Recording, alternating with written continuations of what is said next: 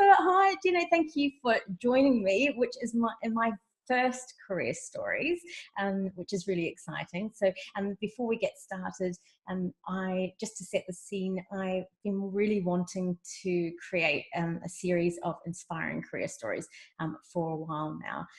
Throughout my own career, kind of supporting people build and shape their careers, I've come across some pretty awesome people like yourself, and I think it's really important to share people's journeys so that we can kind of inspire people to take action and go for the things that they want in life.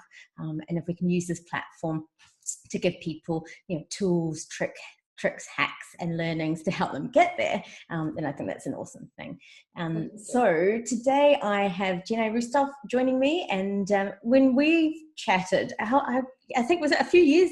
It might have been, was it about 12 months ago? It feels like a very long time ago, Jen.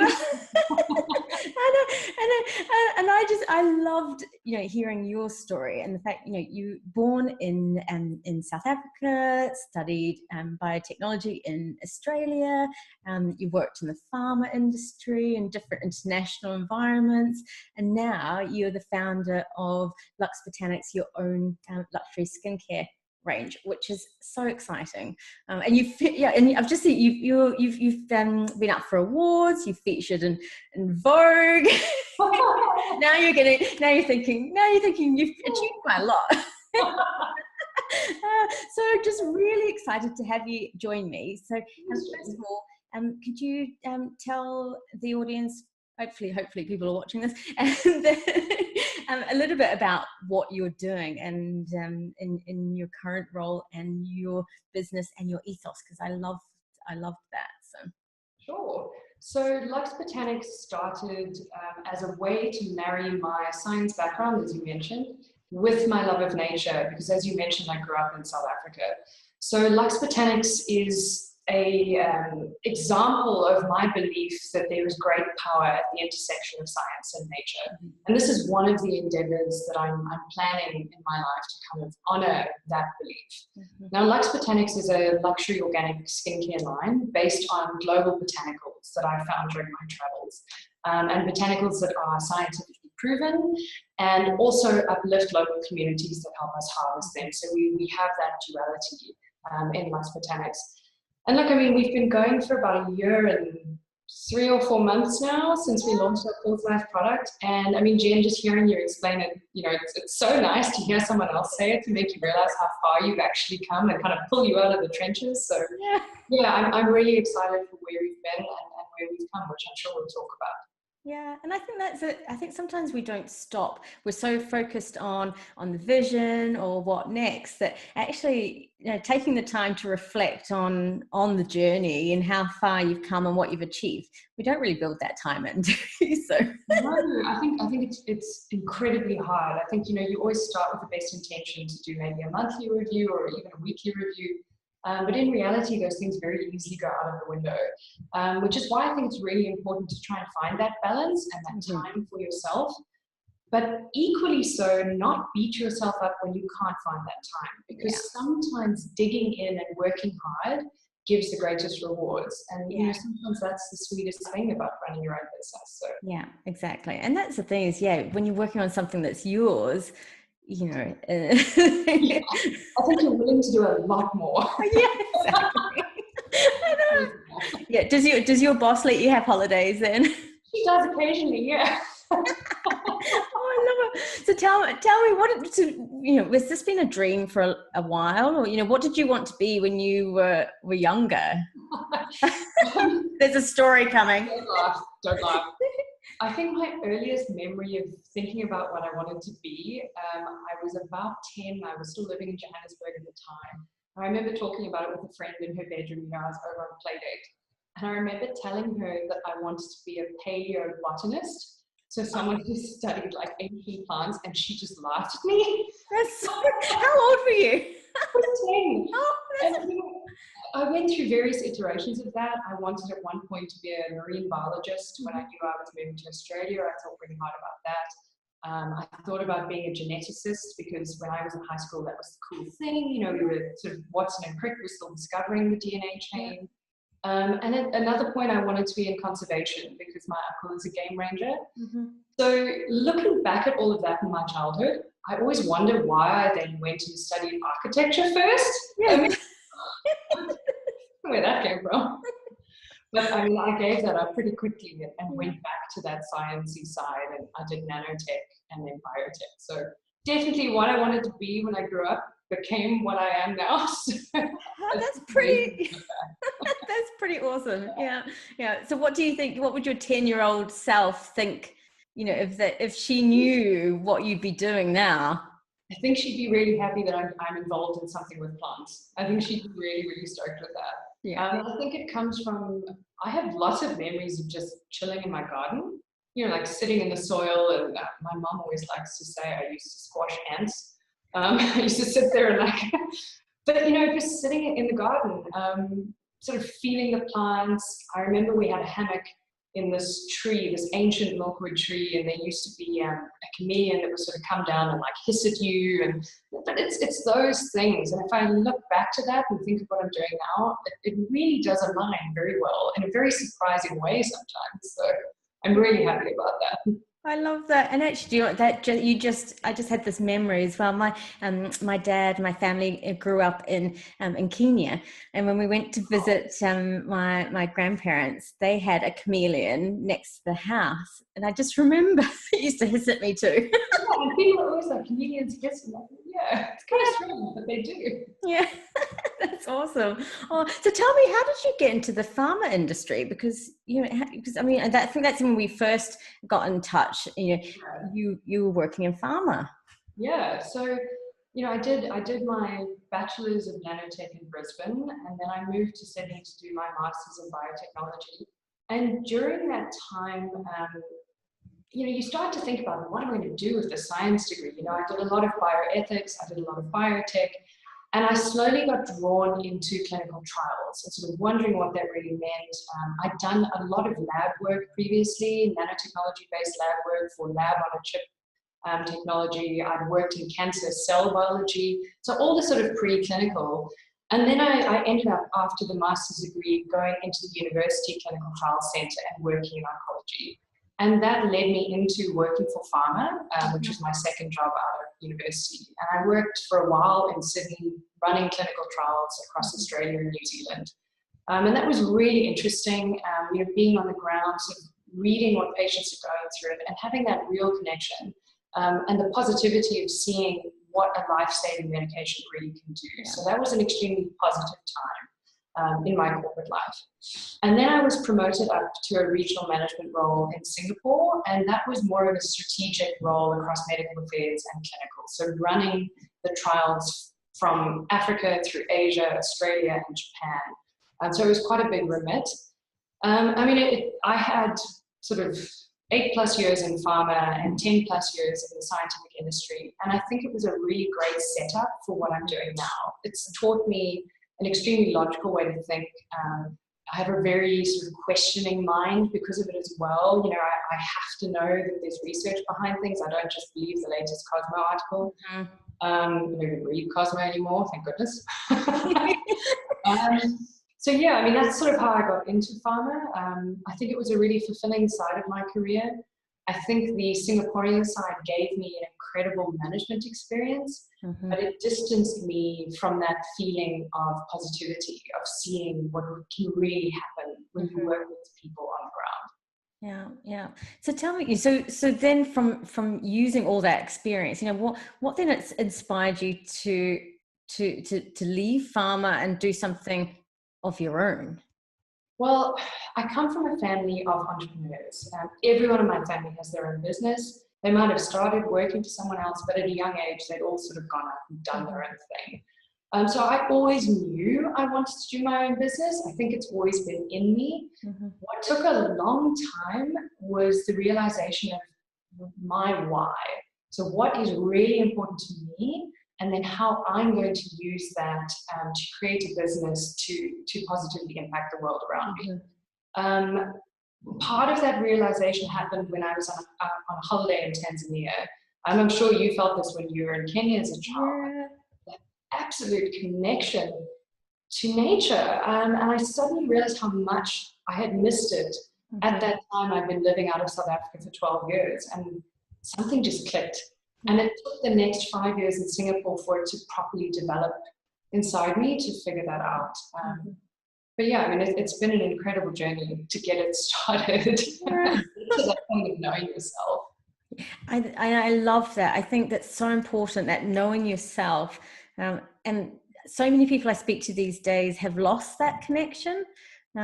Because, you know, we're busier than ever. You know, it's odd because we're more connected than ever externally. But actually, a lot of us have lost a connection with ourselves. Yeah. Definitely. And that's why, you know, when people ask me what was the sort of pivot point for you, it was watching a TED talk that a friend had sent me. Oh, you know, I've just seen this and maybe you should watch this. She thought it was about how to market products. But when I watched it, it turned out to be about so much more. It was the Simon Sinek TED talk, Start With Why. I know a lot of people have watched that, but if you are going through a phase of not really sure maybe who you are or what you want to do, watch it, because it's not about how to market. It's about how to figure out you. What is that inner thing that drives you? And once you figure that out, and it's a long journey to figure that out, do you want to monetize that? Because you don't always have to. There's parts of you that don't have to be. So I always say my why is some sort of intermixing of science and nature. And that has come out right now as Luxe Botanics. And it will probably come out as other things as I go through my life. You don't have to be one thing at all. I think we're all multi-hyphenate, right? Yeah, definitely. And I love that. And I think it's where it starts, isn't it? Because I think if you make decisions based on just what other people are telling you to do, or, you know, I think with careers, quite often, you know, I speak with people who are feeling really stuck and overwhelmed. And it's because, you know, throughout their careers, people have just tapped them on the shoulder and said, hey, you know, how about you come and do this? Or, you know, or how about this? Or, you know, the natural progression is to move up this ladder. So they wake up one day in a senior leadership role and they're like, how did I get here? You know? Exactly, Jen. I mean, I know so many people that's happened to, because, you know, people like me that stick your hand up for every opportunity. Yes, me, I want to do this. You know, I want to be challenged. I want to do something new. But 10 years later, you turn around and look behind you and you think, where have I been? And did I lead any of those decisions in my life? Yeah. I think one of the most important pieces of advice I had just before I left was count on your fingers, or both hands or toes as well, how many people have a say in your life. And that was pivotal. You know, sure, now I own my own business, and there are suppliers and retailers that have a say in how this business moves forward, but they don't have the ultimate say. And that's a huge mindset change and shift that I had to take, of, you know, stopping saying yes to everything that someone else says for me and deciding for me. Yeah. And I think that comes back to that really knowing yourself. And I always say self-awareness is gold, you know, so because then when you know what's really important to you, you know how you want to live your life, you know, what you want to be doing more of, less of, and then you start making decisions from that place of really knowing, then the whole world changes, you know, decisions become easier because you know what's going to get you closer to that life you want, and you know, and saying no to things that because I think if I look back at some points, I probably was a bit of a magpie, you know, in early days of my career, thinking, you know, oh, I'll put my hand up for that project, I'll do that, you know, and that's great for experience, but you know, sometimes it can also be overwhelming and also take you further away from maybe your true path of where you maybe want to go. Sure. And I think, Jen, there is a path that you do need to follow where you do have to stick your hand up for things and experience things. But, you know, another exercise that I went through after I sort of figured out my why was an exercise someone taught me called your mountain of value. And it sounds strange, but when you do it, it's asking yourself in different facets of your life, what is your value? What can you bring that someone else maybe can't bring, or that someone else can, but that you do differently? And that really helped me figure out how to use the experience I had and align it to the why. So I think that's really important, and that's maybe a message to say as well as, by all means go out and do new things, but at some point you have to stop and look at your mountain of value, decide, have you done enough, or do you still need more before you want to choose for yourself? Mm-hmm. I think having knowledge is probably the most empowering thing. Yeah, definitely. No, I love that. And I think, so, I mean, it sounds like you've had some really, great advice from people over the years, but what do you know now that you wish you'd known maybe earlier in your career? So one of my earliest mentors, just as I'd left pharma and I was trying to figure out what to do with the business, he said the same to me, and at the time I was like, whatever. He said to me, "You don't know what you don't know." And I was like, "BS, I know everything." Typical corporate, right? Oh, no. We've all had those moments. And so that's why I say, I think the thing I've learned the most is that I need to stop and learn, because I don't know everything. And I don't know what questions to ask, because I don't know what's out there. I haven't even opened that door yet. So don't presuppose. Learn to be a sponge. Learn to absorb as much as you can. Say thank you to all the people willing to give you that information for free, maybe for a coffee. I think it's really amazing that people are willing to do that. And then take that knowledge and use it to build yourself, build your business, and build your team. Because if you go out there and you think you're amazing and the world should know, you're not going to go anywhere. Yeah. The best thing is be humble and learn, really, truly learn.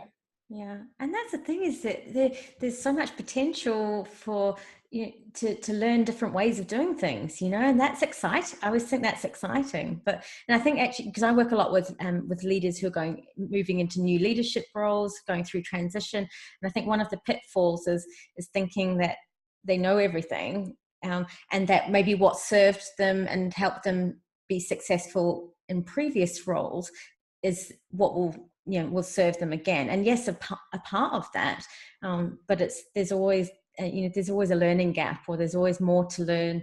And actually, if you show a willingness to learn, it builds credibility with those around you, as well as giving you the best chance of kind of success. Well, yeah, and I really don't think you can leave corporate and be an entrepreneur if you're not willing, number one, to be challenged, and number two, to innovate. I remember sitting in corporate meetings and listening to people, doing a process or describing something. And my thing I was taught very early on by my first manager was always ask why. Why do you do it that way? And if you can't tell me, then let's innovate. Let's change. If there's not a good reason for doing something, then you probably don't either need to be doing it or you need to change. And as I say, that's a good quality to have an entrepreneur. You have to be willing to change. There's a certain amount of stubbornness that's needed and belief in your idea, but you have to be malleable. You have to change. And that's it, because I think often if you've been part of a large corporate organization, there's people who do everything. There's people, so sometimes you're not as visible. You're not that visible, or you're not necessarily you don't necessarily have ultimate decision-making power. But when you're an entrepreneur and you're now founded your own business, it lies with you. Yeah, exactly. The buck stops with you. Yeah. And if you're stubborn and you don't take the feedback that's coming from you and you don't change, well, you fizzle out. I think there's so many challenges in starting your own business. You cannot be stuck up or think you're amazing, or you really can't. You just won't get there. I would say the number one thing to be a good entrepreneur is grit. Because you can be as determined as you want, but if you haven't got the grit to see it through, you won't make it. And people need to stop talking about entrepreneurship being late nights and weekends, because you enjoy doing that because you're doing something you love. The grit is getting through those really hard decisions, whether they be about a team member or spending money on something you're not sure about. There's no one else to ask, it's you. But you really got to have the grit to get through those hard times. It's not about the late nights and weekends at all. So what's the greatest learning, or what have you learned about yourself, in becoming an entrepreneur? I think I've had to learn to be much more open. I was always a high achiever that thought I knew best, and I've really had to learn to open up. I've had to learn to ask. I was never good at asking for help. I would just kind of run ahead, do my thing, it would pan out, it would always work. And when you're on your own, it doesn't always work. And then you can blame it yourself. Yeah. So you have to learn to ask for help. Really, you do. Yeah, definitely. So what's been the most exciting thing that's happened? Oh, there's been a few pinch yourself moments, as you say. I think the first was being featured in Elle in July last year. That was insane. I got this email from my public relations person, and I was like, wait, what? it was wow. And then partnering with Neiman Marcus, which is a huge department store in the US, 6 months after opening, that was just, I remember when they told me, I was blank for about 5 minutes, and you can tell I'm talkative. So I love it was amazing. And then this last week, I saw the model Jodie Kidd wearing Luxe Botanics. And I mean, that's awesome. You see something like that, you're also like, wait, is this happening? So there've been multiple amazing moments. And that's what gets you through. It's so different to being in corporate when, as I say, like the corporate carrot would keep you going. When you have personal achievement in your own business, even if it's the smallest thing, like getting an order from your tiny local neighborhood store that you love, just makes everything so worth it. Yeah, actually, I think we spoke about this previously, in that I think high achievers, or people who are visionary, and have they're so always working towards that next achievement or the next thing or the goal. And what I see a lot with people who are feeling a bit burnt out or overwhelmed at work is that they haven't built in time just to celebrate success or celebrate progress or celebrate learnings. High achievers working towards that next big thing, and that kind of feeling overwhelmed and frustrated. But actually we don't stop to just celebrate progress. Yeah, I really think we don't do that enough. It's something I try to do, but for me at the moment in my life, it comes in mini moments. Yeah. So if I can spend 20 minutes on a facial at home. So for me, I guess it is hard to take those moments to really appreciate how far you've come. But for me at the moment, it definitely happens in mini moments. It's when I can manage, 20 minutes, maybe once a week for a facial, or taking time just to stop and read something that isn't about work. Yeah. Those are the mini moments that at the moment I have to celebrate. But I think it's really important to have that balance and have more time to celebrate. And sometimes you need help to do that. I think sometimes you need to schedule a meeting in your calendar for that time. You need to ask a friend to take that time with you to have that discussion. We can't always do it on our own, Jen. Yeah. So tell me, do you think work-life balance, we see people talk about work-life balance. Do you think you can achieve work-life balance, or what's your perspective on it? Well, first of all, I think we need to stop saying, can you achieve this work-life balance? Because it puts us in this like unattainable pedestal.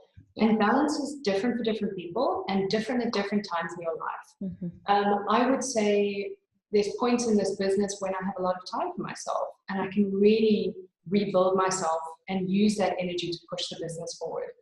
There's times like now where I'm so incredibly busy that I have very little time, as I say, mini moments. Yeah. But I know that that's going to pay off in the end. And actually in my head, that is balance. Because, I mean, who works this crazy ideal of 9 to 5 with, an hour for gym and then time for cooking and time for your husband and time for your kids? I don't think that exists for anyone, does it? Yeah.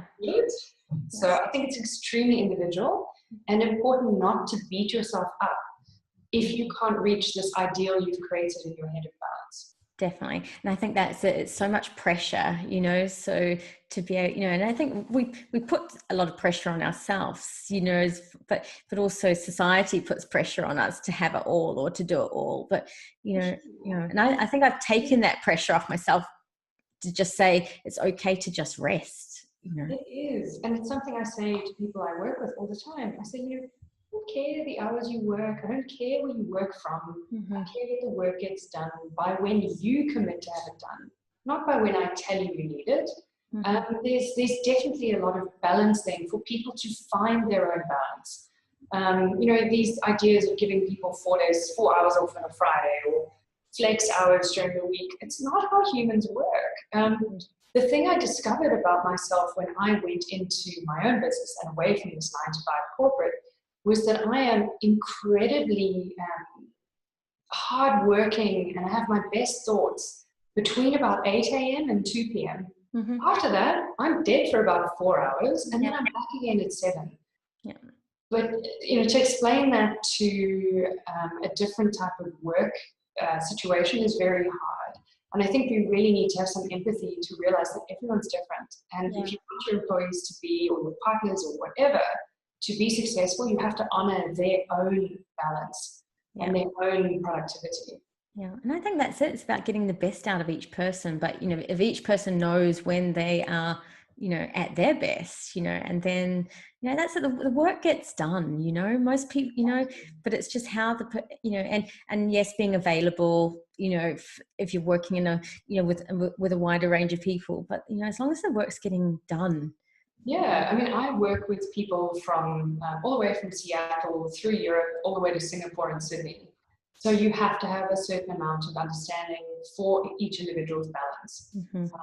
I think it's very important to run a team that way. You cannot be rigid anymore. It's just not how people operate. Yeah, exactly. And that's how you retain, because you're now building, at an important time where you're building your team, and you're actually getting to create that culture of what it's like to come and work with you, which is so cool. Yeah, and I think something we talked about before is what has hindered me in my past or in my current career. And I think the thing that's hindered me most is not surrounding myself with good people. Now, sometimes you don't have a choice, and that's fine. You'll work through that point, but make sure when you're in that point to note what you do want. The thing that has enabled me probably the most in what I do is the community that I work in. I think I'd said to you the first time we spoke that I've never met people so willing to share, so motivated, so community orientated, so positive, that it pushes you and drives you just by sheer ethos of the people that are around you. And, the hindrance in my past, again, was being in those communities of people that, you think you care about the people in your team, but really everyone's out for them. Even in a personal setting, I think you've got to choose who you're around. I mean, there's that famous saying, right, that you are the sum of the 6 people you hang around the most. And I really, really believe in that, especially now that I see the extreme positive effects of that. So and I think I think I've always chosen roles or chosen experiences. I want to be surrounded by people that inspire me, but challenge me to be better. I think you have to be surrounded by people, and for lack of a better way of saying this, people that you perceive to be doing better than you, that push you, that you can see that the path ahead of you is not so hard because they've done it and they've been there. They're leading by example, and that stretches you to be better. Yeah. And that's exactly why I wanted to do these career stories and share these stories, because, a lot of people I speak to, they look to leaders or look to business owners and they say, those are great, but that's something that would never happen to me, or that's not my story. So I wanted to show, real life stories of people who have gone out and made it happen. And it's not just a magic wand and it's done and it's easy. It's hard work, but actually you can do it. Once you get clear on what you want, you can make and shape a cool career story of your own. Definitely. And I think, in the down times when you're on your own, the things that matter the most are conversations like this, or things like this that you watch, or, particularly in the entrepreneurial world, co-working spaces tend to have a lot of panel discussions of how did you get where you are, or how did you build your business, how did you overcome XYZ. Those are the most inspiring stories because you realize you're not alone. Yeah. And I think that'd be the message that I'd love to get across. You are never alone. In whatever situation you think you are, if you are sitting in corporate, you don't know where you're going. If you're sitting in your own business, you don't know where you're going. Someone's been there. Look it up, learn from them, listen to them, because it's going to empower you. Definitely. And I've been so so pleased by the people who've given time to me as well, setting up my own business. Like, I think once you get over the fact of, it's okay to ask for help, and it's okay to put your hand up and say you don't know. And actually, when you are a little bit vulnerable like that, actually your relationships around you improve, and and actually people are really willing to give their time and help. And then it's about taking action, because it's being inspired, but then even just taking one step closer to making something happen on your own. Definitely, and I think vulnerability, as you said, is probably the biggest part, because when you're vulnerable, you're right, that's when your relationships around you improve, exponentially. Yeah. You really start to feel comfortable to ask and say you don't know. Yeah. And that's very important. Yeah. So tell me, who or what inspires you? Well, I think there's a lot of people that inspire me. As I've said, across my journey, I've had so many different mentors. So I wouldn't pick one. I would say that each person has given me something different. So my advice then would be maybe don't rely on one person, have me. Mm-hmm. But I think the most inspiring thing for me really is nature. It's like we were talking, nature has a way of renewing you. When you are down, when you've got a blockage, you've got a problem, just overwhelmed, taking a walk in your local park, going for a swim, going for a hike in the hills, going on a holiday to Kenya if you need. It's unbelievable the feeling that it can bring to you of serenity and renewal. And I think ultimately the appreciation for the innovation that nature brings is probably the thing that inspires me the most. I love that. And I love, as part of your ethos, the giving back to communities, inspired by nature, but also giving back to communities as well. Sure. If we don't give back to these communities, we're just going to keep stripping nature anymore more and ruining the environment, even more. So a lot of what we do is skills training and upliftment. It's not just a dollar handout. Mm-hmm. So we work with cooperatives on the ground that are training these people not only to harvest and cold press the oils that we use, but also accounting skills, business skills. It's helping send their children to school. For example, the cooperative in Kenya, some of the Maasai women have now left to start their own businesses. Amazing. I think that is just so equally important. We can't keep living this what I call this big city mindset of not saying hello to the person next to you. You have to care. Otherwise, where are we going? Yeah. I love that. You must have all these inspiring stories. Like, this is, yeah. But I just think it's so awesome what you've created, and I'm really excited to see what next. But I love that about that connection with nature, because as well, although I live in Edinburgh, it's a city, but as soon as I start to feel overwhelmed with work or life, I just shut the laptop down and get out, for a hike or to the beach, or get outside, and you gain perspective. You get the endorphins flowing, and and it's so important. And I think so many people feel that it's counterproductive or counterintuitive to step away from work when maybe work's not working, but it's actually the best thing. Well, exactly. I met someone when I moved to Lisbon, a mindfulness coach, and she said something to me, basically that you have all of the answers inside you. Mm-hmm.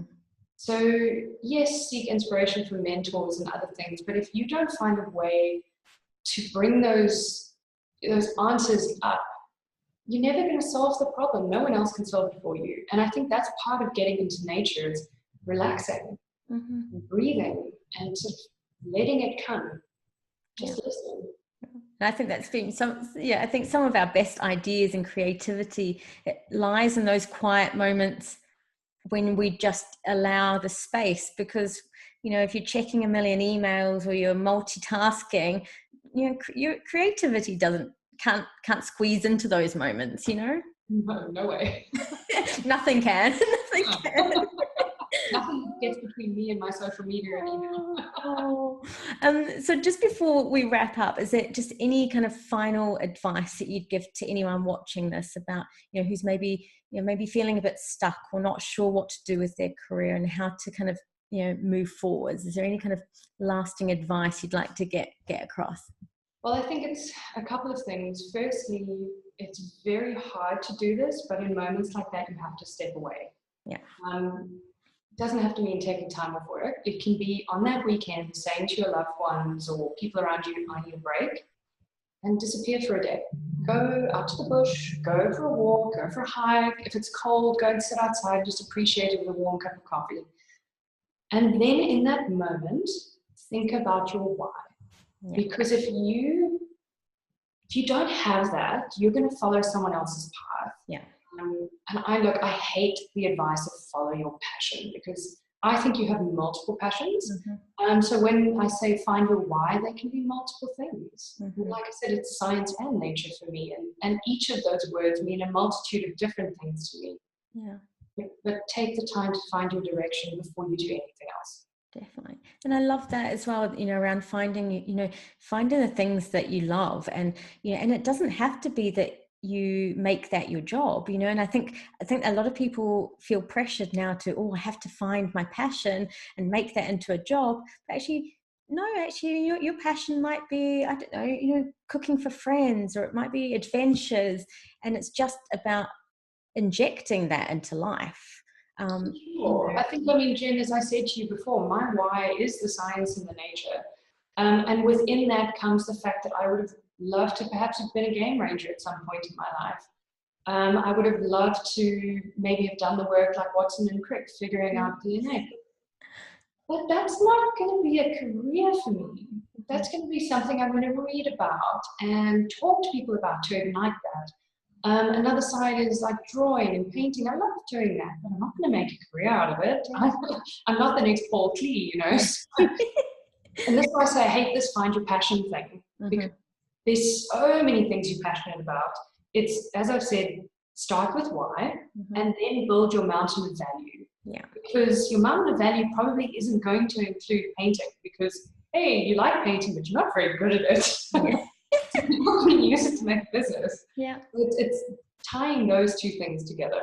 Yeah, I love that. So thank you so much for your wisdom and sharing your story. And I'm so excited to see what's coming next for you and Luxe. And what I'm going to do is put the details of how people can find you and take a look more at the business and go from there. But you've been my number one, which is really exciting.